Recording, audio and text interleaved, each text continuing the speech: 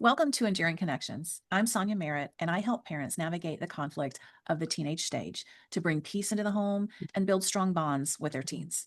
We are starting a new interview series with the parent professionals that I collaborate with. The intention is to bring the valuable perspectives, insights, tools, and strategies to my audience to support your parenting journey. Today, I have Melinda Burkhart, who specializes in coaching parents of special needs children to turn stress into strength. Welcome, Melinda. Why don't you go ahead and tell us a little bit about what you do? All right. Hi, Sonia. Thank you so much for having me on your program. Um, As Sonia said, my name is Melinda Burkhart, and I help overwhelmed and stressed parents of special needs children redefine their lives, and create a peaceful, loving life for their family. I started this journey really as a child. I grew up with a brother who had special needs. So I spent my whole life with a family that had differences, right, in how everything was run, things that had to be done. I have extended family members who have special needs, and I found my journey educationally took me into healthcare. So I started right off after school working with families who had very significant needs with their spouses, or more often than not with their children. And I just found all the things that I learned growing up, all the classes I had taken to try to learn better how to help my brother, how to help my families, ended up being very, very usable for the families that I was helping. And over the years, I've been now 30 plus years in the healthcare profession, working with families who have kids with special needs. I've since taken a couple different coaching certifications. So all of that combined, I'm just really grateful that I'm now able to have some package and a way to really effectively help parents navigate the journey of having, kiddos with special needs, especially when they're just getting like a recent diagnosis or when something significant changes. Yeah, it's so important to make sure that parents understand that there's tools and resources available for them and not just for their special needs child, or their ADHD child, or their teenager that's, up in arms and, you just don't even recognize at that point.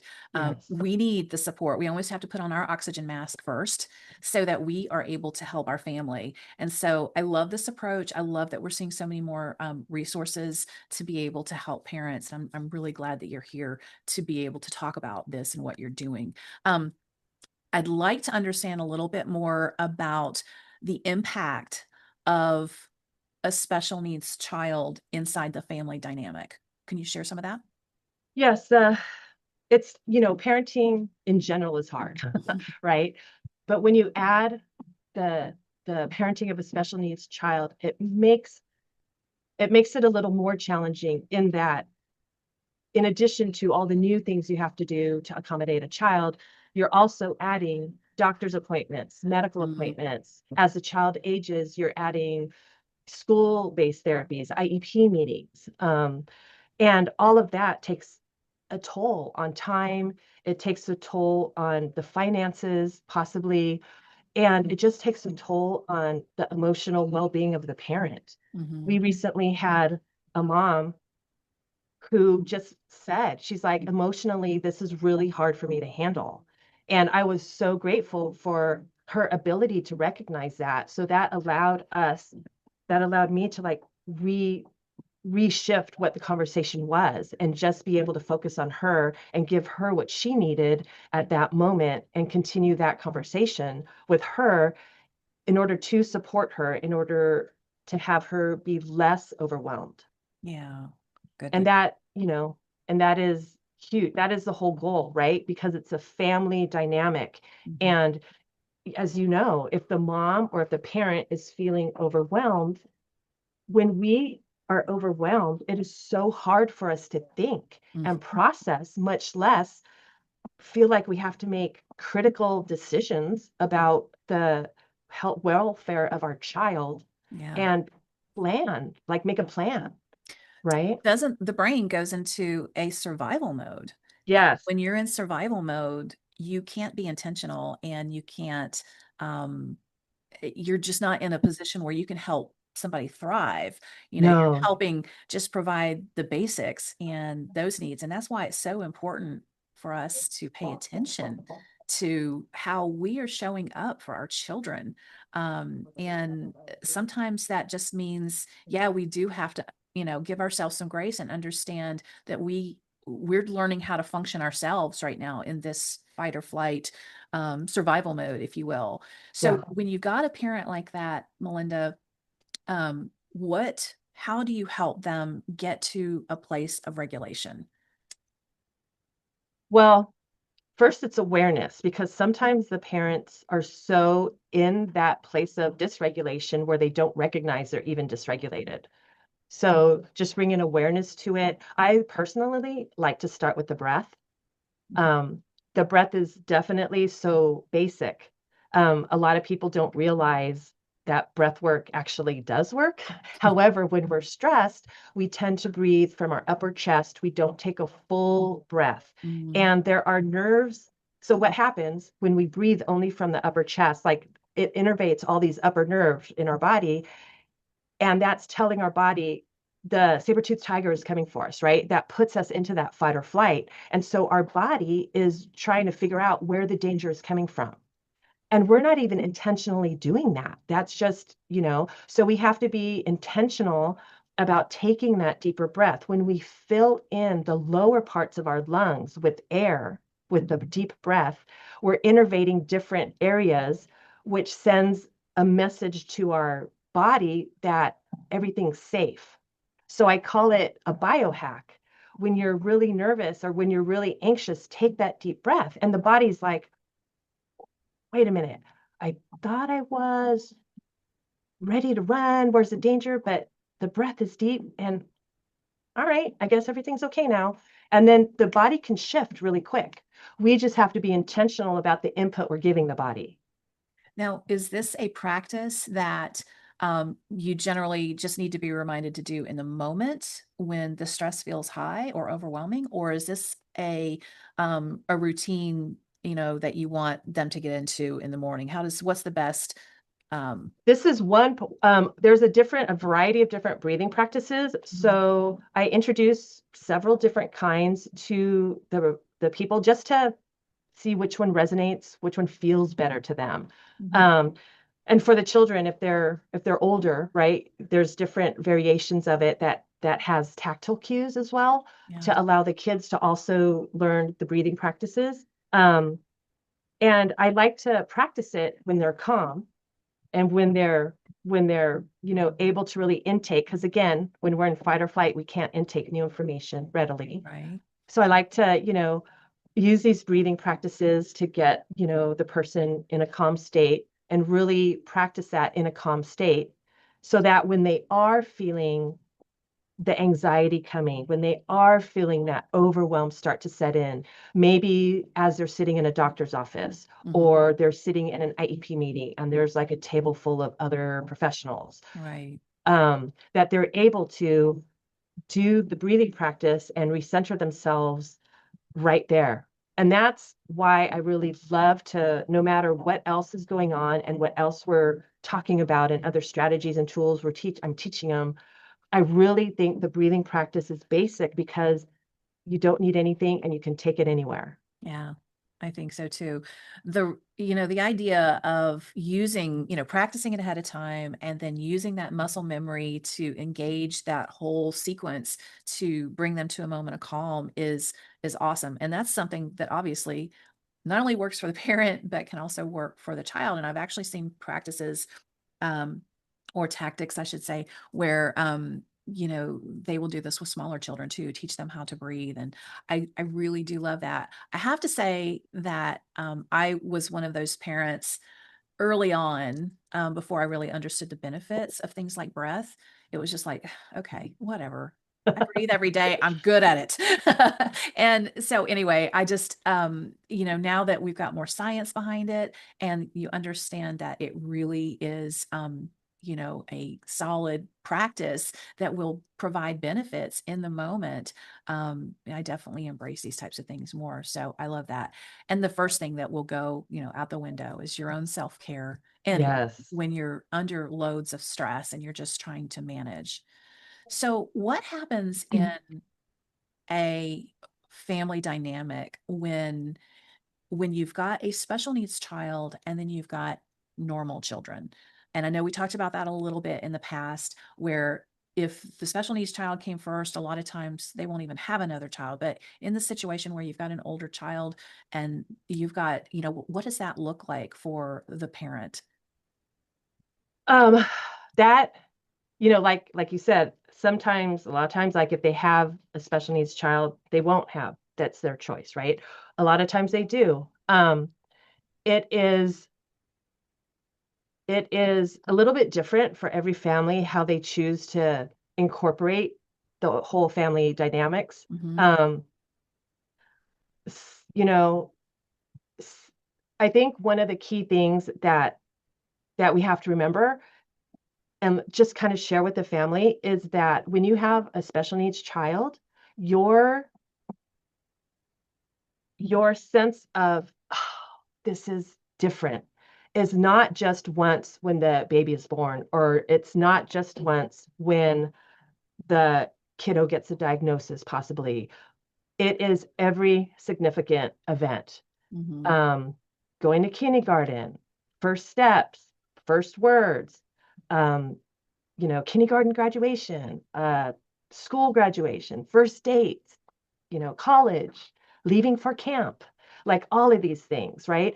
Every time there's a significant milestone, that often hits the parent again, because it's just another recognition of, my kiddo isn't there, or my kiddo, right? And so when there's other kids, sometimes that hits a family even harder because they see it every day in their house, the differences, right?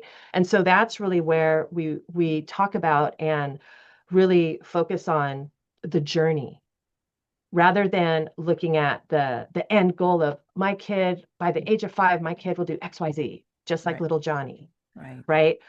By age 3, my kid will do Y, just like Sally, Right. right? Right. We really focus on the journey and coming together as a family so that not only is the child with special needs a very huge participant, but the other kids as well, because we don't want the other kids to feel left out because of all the therapies and all the focus Right. for the kiddo who does need that extra focus, right? Yeah. I imagine So there's a lot of guilt there with parents. yes, there's potential. Yeah, there's a lot of guilt. And there's too, the recognition that they have to mourn the thought of what the baby was going to be like before they were born, Mm, right? So if a person is hanging on to that, but this wasn't supposed to be, right? Then it's hard if you're hanging on to something like that so tightly to accept what's in front of you, yeah, right? we So talked about that a little bit with the expectations that yes, we enter into parenting with. And I definitely did this. And I have a child with ADHD and seizure disorder and a few other diagnoses. And right. it was so difficult to grasp it because I still had these expectations on what I felt like he should be able to do or is doing.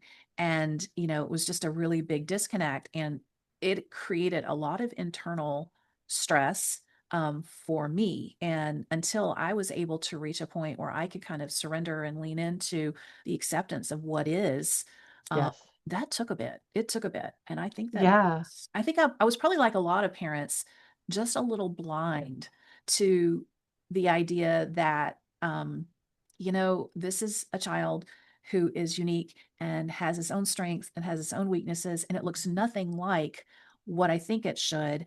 And it's, yeah, that was just a really hard journey. Are you finding the same thing with your parents and your absolutely. Absolutely. And so you know, I think I was the delusional at baby, times too. I really do. I think I just, it's the struggle is real, as they say, right? Mhm. And it is difficult. And I'm not saying it's not difficult, right? But the beauty and the light and the little, of the baby is still there, of the child is still there, right? That little baby is no different. The light in that child is no different than the light in the other kid, in yeah, your other children, whether you have one, two, three, four, five, whatever. It's just how it's manifesting is different. And that's fine because different is not bad. It's just different. yeah. And that's where I like to introduce the Welcome to Holland poem. Okay. So have you ever heard that No, poem? no, I have not. It's called Welcome to Holland, and it's by Emily Pearl Kingsley. Okay. And she is a parent of a special needs child. And she wrote this poem as a way, because people were asking her, like, what is it like? What is it like? What is it like? And she's an author, right? So she wrote this poem. And I share this poem with parents um, a lot because it just helps them, it just gives another perspective on it. Hmm. So I don't know. Do we have time? I have it here. I Sure. could read Please, it. please share. Okay. Again, it's by Emily Pearl Kingsley. And here's the poem. I am often asked to describe the experience of raising a child with a disability, to try to help people who have not shared that unique experience to understand it, to imagine how it would feel. It's like this. When you're going to have a baby, it's like planning for a fabulous vacation trip to Italy. You buy a bunch of guidebooks and make your wonderful plans. The Colosseum, the Michelangelo David, the gondolas in Venice. You may learn some handy phrases in Italian. It's all very exciting. After months of eager anticipation, the day finally arrives. You pack your bags and off you go. Several hours later, the plane lands. The flight attendant comes in and says, "Welcome to Holland." Holland, you say? What do you mean, Holland? I signed up for Italy. I'm supposed to be in Italy. All my life, I've dreamed of Italy. But there's been a change in the flight plan. They've landed in Holland, and there you must stay. The important thing is that they haven't taken you to a horrible, disgusting, filthy place full of pestilence, famine, and disease. It's just a different place. So you must go out and buy new guidebooks, and you must learn a whole new language, and you will meet a whole new group of people you never would have met. It's just a different place. It's slower paced than Italy. It's less flashy than Italy. But after you've been there a while and you catch your breath, you look around and you begin to notice that Holland has windmills and Holland has tulips. Holland even has Rembrandts. But everyone you know is busy coming and going from Italy, and they're all bragging about what a wonderful time they had there. And for the rest of your life, you will say, yes, that's where I was supposed to go. That's what I had planned. And the pain of that will never, ever, ever, ever go away because the loss of that dream is a very, very significant loss. But if you spend your life mourning the fact that you didn't get to Italy, you may never be free to enjoy the very special, the very lovely things about Holland. No, that is beautiful. And it just frames it up perfectly because if we're focused, it's all about perspective. If we're Yes. focused on the negative part of it and and you do, sometimes you can't help it because you're going to have to adjust your life, based on the here and now so that you can manage your day to day. But it's one of those things where if you stay stuck in that, you can never see the beauty of what's in front of you. And it was, hard. I'm just going to fall back on my experience. Yeah, of It course. was a situation for me where, I had an epileptic child. I had a child that was ADHD, inattentive type. And it made things very complex in our household. And I spent a lot of days very frustrated and not knowing what it was that I needed to give him and feeling so sad or I had the sense that he was broken. And completely forgot to look at the fact for a while that he was this bright and beautiful, vibrant child that was so brave and so intelligent and just amazing. Oh, makes me cry sometimes to Oh, think about it. yes. But the point is that I can really resonate with that mourning piece because it it feels so heavy, Mhm. and you got to make that adjustment in your perspective. And once you do, then you can really lean in and embrace all those strengths and all those wonderful things. And thank God, I had some really brilliant therapists help me through that process. And I'm so glad that I did, because that's what I did. I mean, I made it my mission to be able to support him in such a way so that he was building on his strengths all the time. He Yes. was always aware of his strengths. And I just can't emphasize enough how important that is for parents. So I love that you really focus on that, because it is really hard sometimes to see the forest for the trees. Yes. And yeah, I think that's awesome. That's beautiful. What have you learned along the way as you have worked with parents and the families in that type of a situation? Uh, They taught you. I What's your gift been? right. A lot of times as we're talking, it comes up, you know, the the guilt possibly, like they love their kid, but they're guilty. They feel like, why me? Right. And so there's that tug back and forth. Um, so we, talking through that. And a lot of times going back to expectations, right? Mhm. They feel the weight, like parents really feel the weight of their spouse, possibly their in-laws, their neighbors, when they're going into the grocery store, that look, like the look they get from people when they're with their kid. And sometimes it's just devastating. Mhm. Just, to have someone not even say anything to them, but just, oh, you know how it is when your kid's possibly having a meltdown and you get that look. And so really, really working on what meaning that has for them, right?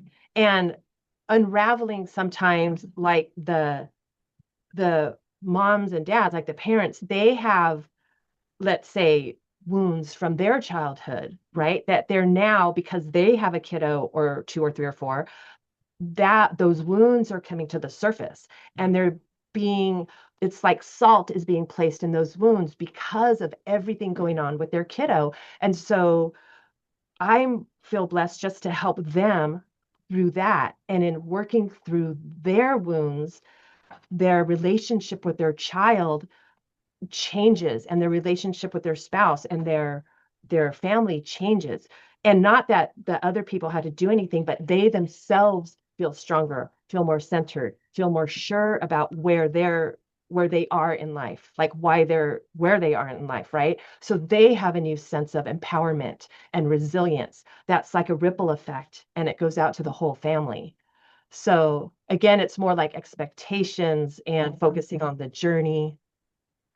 What I'm hearing you say, though, is that you will take an approach to help them heal their own personal wounds first, Yes. so that they're able to show up for their family and for the situation, for their children. Yes. Yes. That's interesting.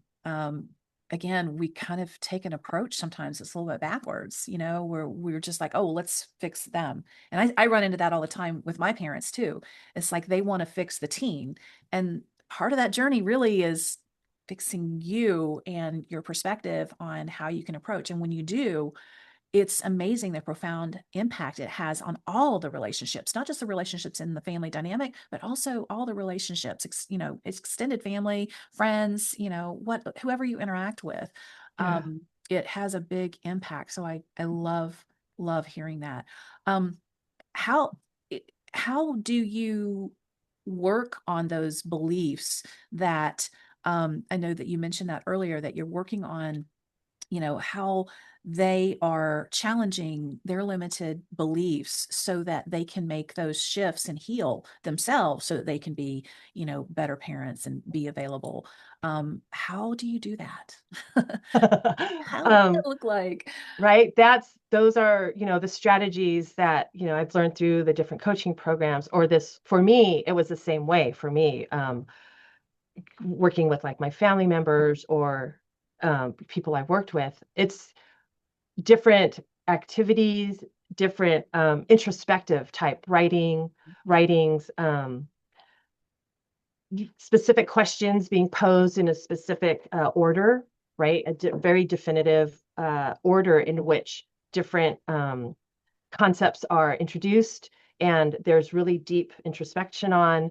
And so it's like helping to break the layers open Mm, and really get down to seeing like, oh goodness, wow, that. And you know, I've had a mom tell me like she had no idea that she was stuck in that kind of loop, mm, in that pattern, until she went through.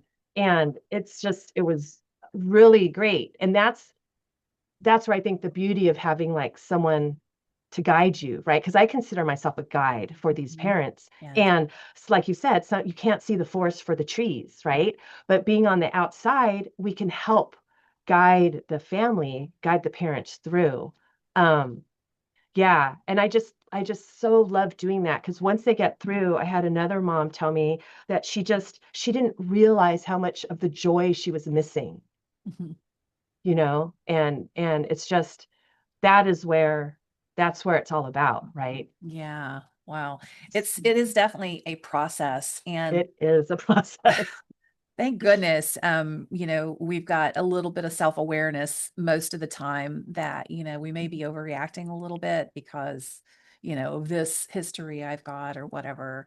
And, but, being self-aware, as we know, is the first step. It takes some work and it takes some guidance. So Yes, I yes. get And the that. beauty of it is once those are uncovered, being guided into how to uncover that, once those are uncovered, it changes how you view things. It changes your perspective. Mhm. So now something that looked like a tunnel, this is all you had, opens up. And now you have a huge amount of options. And there's just so much more joy and there's so much more variety. And it's kind of like in The Wizard of Oz, right? Where it went from black and white to color. So it Yeah. just changes how things look. It's definitely, I remember that turning point for me. And it was so freeing and it was different and it was foreign. It felt so foreign. But I remember that after just going through what was a hellacious time with my son in the teenage years. And when I started making all the shifts and started doing my own healing and working through all of that, it was yeah, I mean, I guess the best way I can explain it, it was just so foreign, but it was also so freeing because Mhm. what was happening too is I was seeing a completely different response to me.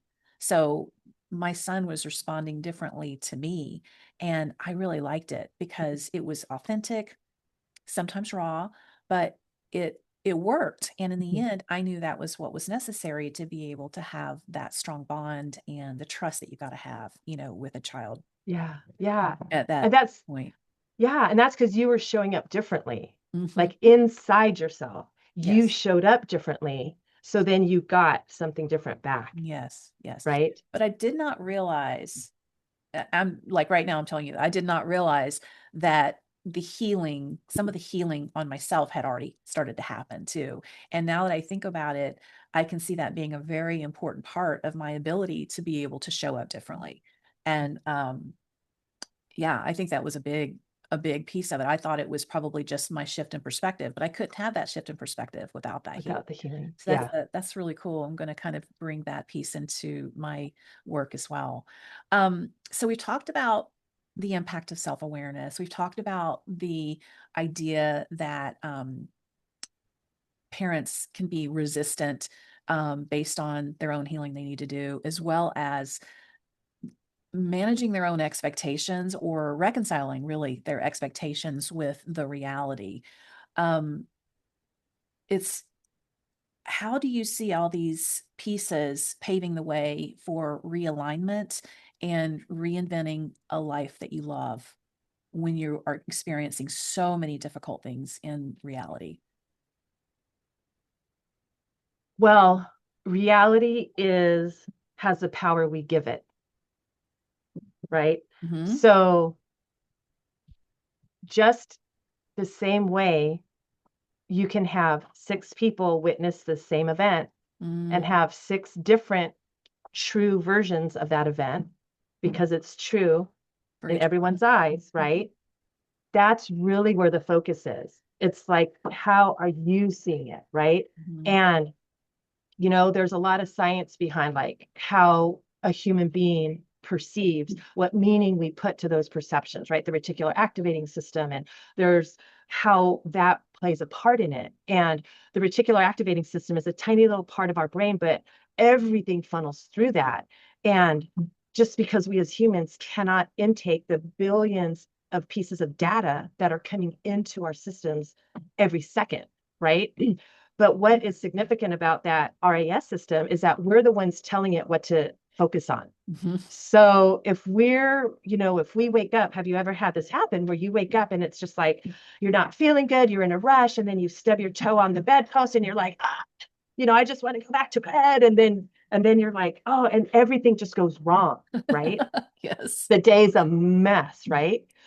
That is a large part of your reticular activating system because of the way it started. You're focused on the negative. So you're basically telling your brain, look for bad things, look for bad things. And sure enough, it's going to find them, right? Oh, yeah. But if we're intentional and we tell our brains to look for good things, in that same way, it will look for good things, right? Mhm. But because of how our brains are wired neurologically and just physiologically over time, human beings are trained to, the brain is trained to keep us alive. It's trained to keep us safe, right? And that means in the known. And Mhm. so that's where a lot of the work comes in. Mhm. And and that shifting is where you can release the 1,000-pound weight that you didn't even know you were carrying, Yeah. right? So in the moment is oftentimes the best place to start with a parent because it's like they have it every day, like they're seeing it. And so that way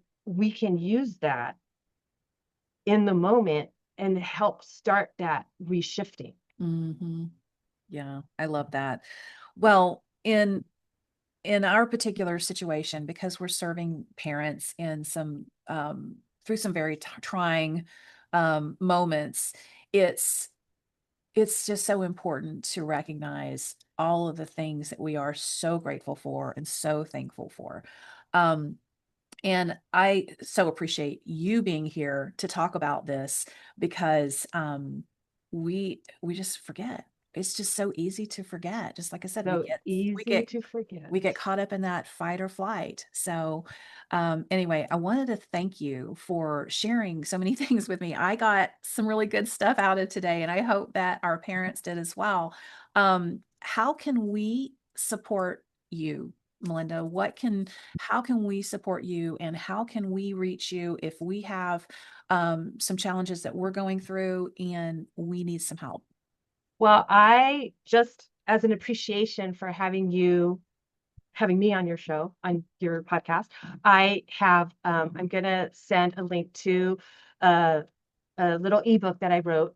And is, it helps people just have strategies on the different areas of how to increase a person's resilience. So it talks a little bit, it gives a little bit of background on, for instance, shifting mindset, stress busting tips, balancing, different things that happen in life. It Right. gives a little summary, and then it gives, excuse me, specific things that a parent can do. Wonderful. Okay. So I will send that link to you so Okay, you can great. provide that to your people. Right. I also am super excited to be sharing this most recent course that I'm coaching.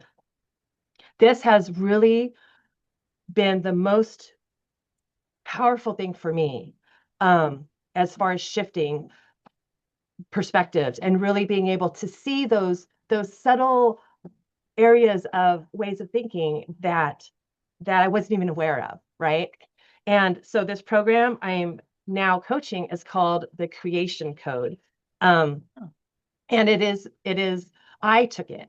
I took it before, and now I've been trained to coach it. And it is just something that for me, out of all the different programs that I've been through, this program made the most amount of shift for me. It took me like a total 180-degree shift, hands down. And I find that this is like the most effective way to really make significant shifts that last. Okay. And so I am just super happy and honored and grateful to now be able to coach this program. So I will also leave this for you. If anybody wants to talk to me more about the program, I will they can reach me at my email, melinda@melbewell.com. Okay. And I would be more than happy to talk with them about, where they are on their journey. Great, great. Well, we will have all of those links located for you in the bottom so that you can find all of the information for that ebook and her website and how to contact her. And I just wanted to say thank you for tuning in, and thank you, Melinda, for being here. Thank you.